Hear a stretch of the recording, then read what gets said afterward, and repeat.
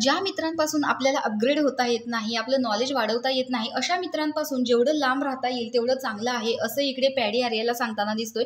आणि त्याची ही गोष्ट चालू असताना सूरज आणि अंकिता याच्यामध्ये काहीही बोलत नाहीत किंवा अंकिताचं लक्ष देखील नाही, ती इग्नोर करत असते। चला तर बघूयात हे काय बोलतायत। तर इकडे आर्याचं म्हणणं असतं की दादा प्लीज सांगा ना, मला ॲक्टिंग शिकायची आहे। तर पॅडी सांगतो की मी आता नाही शिकू शकत, कारण थोड्या वेळाने माझं असं होईल ना, माझा स्ट्रिक्ट टीचर जो आहे तो जागा होईल। तर आर्या म्हणते की मला स्ट्रिक्ट टीचर आवडतात, मला शिकवा ना प्लीज। तर पॅडी सांगतो की हे बघ, आत्ता आपण या घरात आहोत, ज्यावेळेस आपण एखाद्या प्रोजेक्टवरती काम करेल ना, त्यावेळेस मी तुला शिकवत जाईन, कारण आम्हाला कोणताच गुरु नव्हता।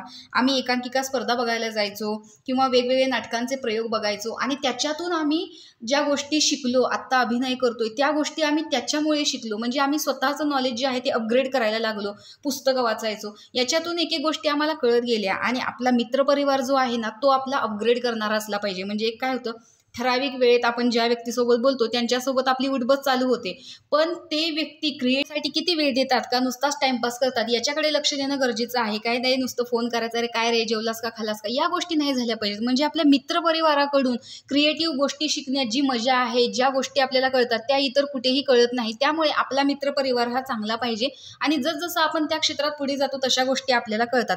तुझ्या क्षेत्रात तू गाणी गातेस, तू गाणी लिहितेस, तुला गाणं गाता येत नाही, तू बरी गातेस, तू अजिबात चांगलं गात नाहीस, अंकिता पण बरी गाते, मी सुद्धा बरा गातो, तशीच तू आहेस। या गोष्टीकडे जर तू लक्ष दिलंस ना, तुझ्या गाण्याकडे तू अजून चांगलं गाऊ शकशील। तसंच आपण आपल्या क्रिएटिव्ह गोष्टीकडे, जसं आपण मोबाईल अपग्रेड करतो तसं आपलं नॉलेज अपग्रेड करत असतो। हे बघ, सॉफ्टवेअर तेच असतं, फक्त काहीतरी चेंज आलेला असतो आणि अपग्रेड करतो, तसं आपलं नॉलेज हे काळानुसार अपग्रेड होत गेलं पाहिजे, असं पॅडी सांगतो। तर पॅडी इथे आर्याला पूर्णपणे गायडन्स देताना दिसतोय। बघूयात आर्या याला किती फॉलो करते। तर तुम्हाला पॅडीचा हा गायडन्स कसा वाटला आहे कमेंट बॉक्समध्ये नक्की सांगा। व्हिडिओ आवडला असेल तर लाईक नक्की ठोका। तर अशाच नवनवीन व्हिडिओसाठी आपल्या चॅनलला सबस्क्राईब करा। तोपर्यंत बाय।